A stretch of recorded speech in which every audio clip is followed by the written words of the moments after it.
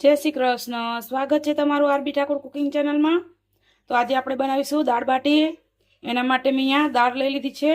મેં 3 જાતની દાળ લીધી છે। એમાં તુવેરની દાળ, અડદની દાળ અને મગની ફોતરાવાળી દાળ લીધી છે। જો તમારે મિક્સ દાળ તૈયાર પણ મળે છે, એ લાવીને બનાવી હોય તો પણ બનાવી શકો છો। મેં ઘરે જ બધી મિક્સ કરી છે 3 દાળ। તો ચાલો સૌ પહેલાં આપણે 4 થી 5 પાણી સરસ આ દાળને ધોઈ લઈશું। આપણે દાળને સરસ 4 થી 5 પાણીએ ધોઈ લીધી છે।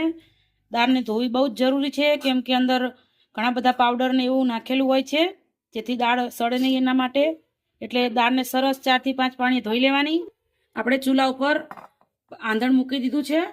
અહીંયા હું માટીની હાંડીમાં દાળ બનાવવાની છું। માટીની હાંડીમાં દાળ બનાવીએ એટલે એનો ટેસ્ટ એકદમ બહુ જ મસ્ત આવતો હોય છે। એટલા માટે આંધણ આપણું ગરમ થઈ ગયું છે। આપણે એમાં મીઠું નાખીશું,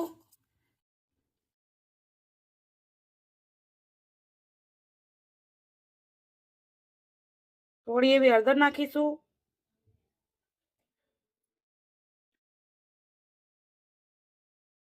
જે આપણે દાળ ધોઈને રાખી છે આપણે આમાં નાખી દઈશું।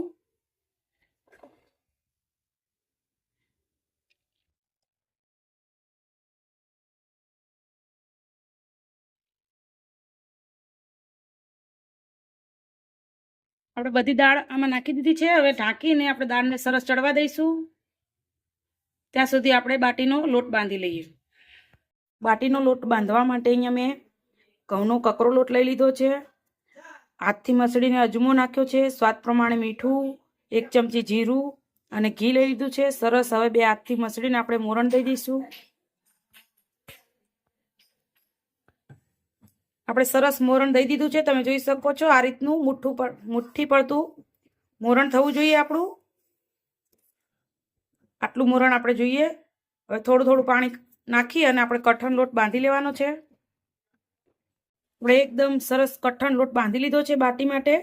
હવે આપણે આને ઢાંકીને 5 મિનિટ માટે રહેવા દઈશું અને આપણી દાળ જોઈ લઈએ ચડી જાય કે નહીં। તો આપણે ઢાંકી અને 5 મિનિટ માટે રહેવા દઈશું। ચેક કરી લઈએ આપણી દાળ ચડી કે નહીં। તમે જોઈ શકો છો કેટલી મસ્ત આપણી દાળ ગળી ગઈ છે, એકદમ સરસ। હજુ તો ઉકળી રહી છે। આપણે માટીના વાસણમાં બનાવીએ એટલે દાળનો ટેસ્ટ પણ બહુ મસ્ત આવે છે, અને કુકરમાં બનાવીએ એના કરતી એકદમ દાળ આપણી ટેસ્ટી બને છે। હવે દાળને વઘાર કરી લઈએ। દાળનો વઘાર કરવા માટે મેં અહીંયા લસણ અને લીલા મરચાંને આ રીતે ખાંડી લીધા છે। અહીંયા 1 મોટી સાઈઝની ડુંગળીને ઝીણી કટ કરી લીધી છે। 1 ટામેટાને સરસ ઝીણું કટ કરી લીધું છે। મારી પાસે મોટી સાઈઝનું ટામેટું હતું એટલે મેં 1 લીધું છે। જો તમારી પાસે નાનું હોય તો 2 લેવાના।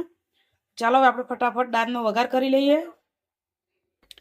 આપણે કડાઈમાં 4 પાવરા તેલ લઈ લીધું છે। આપણું તેલ ગરમ થઈ ગયું છે। આપણે એમાં રાઈ નાખીશું। આપણી રાઈ ફૂટી ગઈ છે। આપણે જીરું નાખીશું,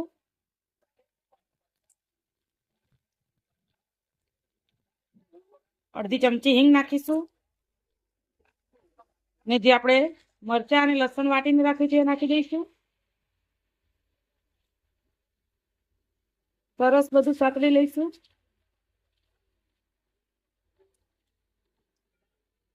જે ડુંગળી ઝીણી કટ કરીને રાખી છે એ ડુંગળી આપણે આમાં નાખી દઈશું ને ડુંગળીને સરસ સાતળી લઈશું।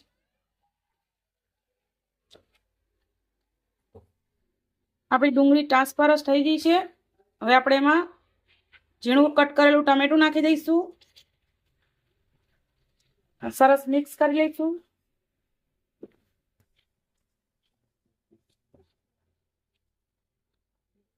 ને મસાલા કરી લઈશું। આપણે હળદર દાળમાં પણ નાખી છે એટલે માપની હળદર નાખીશું। લાલ મરચું નાખીશું, 1 ચમચી જેટલું લાલ મરચું આપણે નાખ્યું છે। સરસ મિક્સ કરી લઈશું। ગરમ મસાલો આપણે છેલ્લે નાખીશું। જ્યાં સુધી ટમેટા એકદમ સરસ ચડી ના જાય ત્યાં સુધી આપણે આને થવા દઈશું। આપણે ટમેટા સરસ ચડી ગયા છે। હવે આપણે એમાં ગરમ મસાલો નાખીશું, સરસ મિક્સ કરી લઈશું। અને જે આપણે દાળ બાફવા મૂકી છે ચૂલા ઉપર, એ ગેસ ઉપર લઈ લઈશું। અને ગરમા ગરમ વઘાર આપણે આપણી દાળમાં નાખી દઈશું. તમે જોઈ શકો છો આપણી દાળ સરસ ચડી ગઈ છે અને આપણે જે વઘાર કરીને રાખ્યો છે થોડો થોડો કરીને આપણે દાળમાં નાખી દઈશું.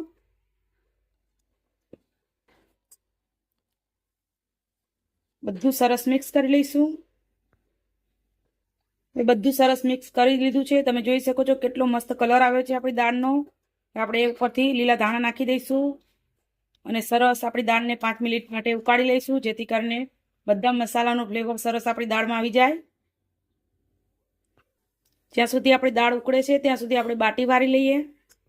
તો આપણે આ રીતે બાટી વારી લેવાની છે, કોઈ પણ ક્રેક ના આવે એ રીતે. તમે જોઈ શકો છો. તો બધી જ બાટી આપણે આ રીતે વારી લઈશું. અને જો તમારે બાટીને તળવી હોય તો તળી પણ શકો છો. હું અહીંયા કડાઈમાં શેકવાની છું. તો આપણી દાળ સરસ ઉકળી ગઈ છે. હવે આપણે દાળને ઉતારી લઈશું. અને અહીંયા હું તમને એક વાત કહું કે ગમે ત્યારે તમે માટીના વાસણમાં કંઈ પણ વસ્તુ બનાવો તો તરત જ માટીનું વાસણ હેઠે ઉતારીને નહીં મૂકવાનું, કોઈ કપડું કે કોઈ સ્ટેન્ડ ઉપર મૂકવાનું, જેથી કરીને તમારું માટીનું વાસણ લાંબા સમય સુધી એવું ને એવું રહેશે. આપણે ગેસ ઉપર કડાઈ લઈ લીધી છે અને આપણે 2 ચમચી જેવું તેલ નાખીશું કડાઈમાં, વધારે નહીં. ને એક એક બાટી આ રીતે સરસ આ રીતે તેલમાં મિક્સ કરી અને આ રીતે એક એક મૂકી દેવાની છે.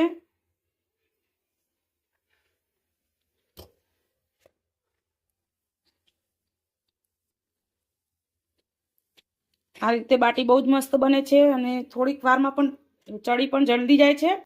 પણ જો તમારે આ રીતે ના કરવું હોય તો તમે તળીને પણ બનાવી શકો છો. અને ગેસ ધીમો રાખવાનો છે અને આ રીતે ઢાંકી દેવાનું છે. પછી આપણે વચ્ચે વચ્ચે અલટ પલટ કરી અને આપણે બાટીને શેકી લઈશું. આપણે બાટીને હવે ફેરવી લઈએ.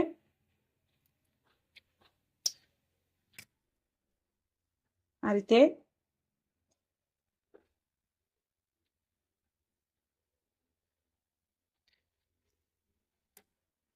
બધી જ બાટીને થોડીક થોડીક વારે આપણે ફેરવી લેવાની છે.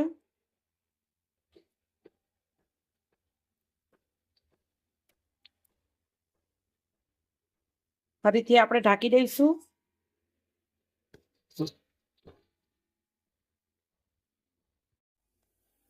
તમે જોઈ શકો છો આપણે બાટીને સરસ અલટ પલટ કરી અને શેકી લીધી છે. કેટલો મસ્ત કલર આવ્યો છે. અને આ રીતે બાટીમાં ક્રેક આવે એટલે માની લેવાનું કે સરસ બાટી શેકાઈ ગઈ છે. તમે જોઈ શકો છો આપણે આ રીતે અલટ પલટ કરતા જઈને સરસ બાટીને શેકી લીધી છે. જો તમારે આ રીતે ના શેકવી હોય તો તમે તેલ મૂકી અને તળી પણ શકો છો, એ પણ સરસ લાગે છે. તો એવું નહીં બીવાનું કે આપણને આ રીતે શેકતા નથી આવડતું તો આપણે દાળ બાટી ના બનાવીએ, આપણે તળીને પણ બનાવી શકીએ છીએ. તો ફટાફટ આપણે બાટીને કડાઈમાંથી બહાર કાઢી લઈશું ને ગરમા ગરમ દાળ બાટીને સર્વ કરશું. તો તૈયાર છે દાળ બાટી. એકદમ ઘીમાં લચપચ એવી બાટી અને એકદમ ટેસ્ટી એવી દાળ અને દાળ બાટીનો સ્વાદ વધારી દે એવી લસણની ચટણી, એકદમ ચટાકેદાર. સાથે આપણે ડુંગળીનું કચંબર લીધું છે.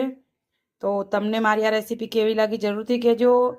એકદમ ટેસ્ટી એવી દાળ બાટી ઘરે આપણે આસાનીથી બનાવી શકીએ છીએ અને એકદમ બજાર કરતાં પણ સારી બને છે. અને જો લસણની ચટણીની રેસીપી તમારે જોતી હોય તો મારી ચેનલ આરબી ઠાકોર કુકિંગ ઉપર જઈને તમે જોઈ શકો છો. અને સબસ્ક્રાઈબ કરવાનું તો ભૂલતા જ નહીં. આવજો ને જય શ્રી કૃષ્ણ.